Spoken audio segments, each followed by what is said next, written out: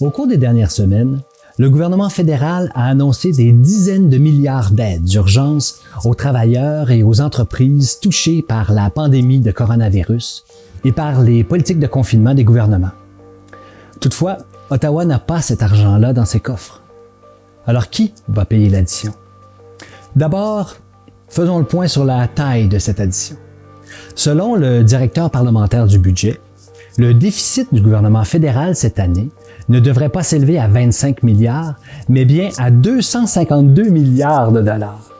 C'est un montant considérable, équivalent à 13% du produit intérieur brut du Canada ou 3/4 d'un budget normal du gouvernement fédéral. Ces déficits viennent bien sûr en bonne partie des mesures d'aide d'urgence, mais pas seulement. Les mesures d'aide d'urgence devraient coûter 146 milliards cette année. Alors la différence vient essentiellement du ralentissement de l'économie, qui vient plomber les revenus du gouvernement fédéral, mais qui vient aussi gonfler certaines de ses dépenses, notamment en assurance-emploi. Qui va payer pour ça? Essentiellement les Canadiens. L'an dernier, 70% de la dette du gouvernement fédéral était détenue par des investisseurs canadiens, laissant 30% aux investisseurs étrangers.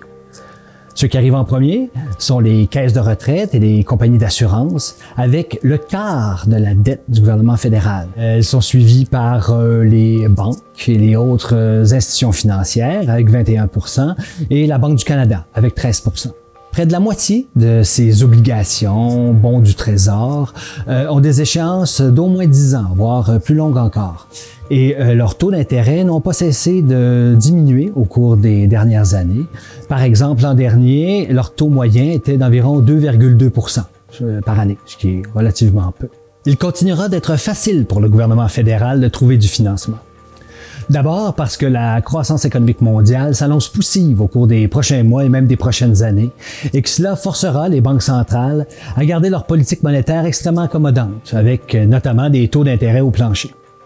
Aussi parce que les investisseurs ont fui les pays en voie de développement. Dans certains cas, ils ont même fui les marchés boursiers pour aller se réfugier dans les valeurs jugées plus sûres, comme les titres de dette des pays riches, comme le Canada. Enfin, parce que notre Banque centrale, la Banque du Canada, s'est inspirée des politiques d'assouplissement quantitatif de la Réserve fédérale américaine ou de la Banque centrale européenne pour injecter des quantités massives de liquidités dans les marchés financiers. Ainsi, son bilan a augmenté de 120 milliards à 380 milliards en quelques semaines seulement. Et une grande part de ces nouveaux actifs qu'elle a achetés sont justement des titres de dette du gouvernement fédéral.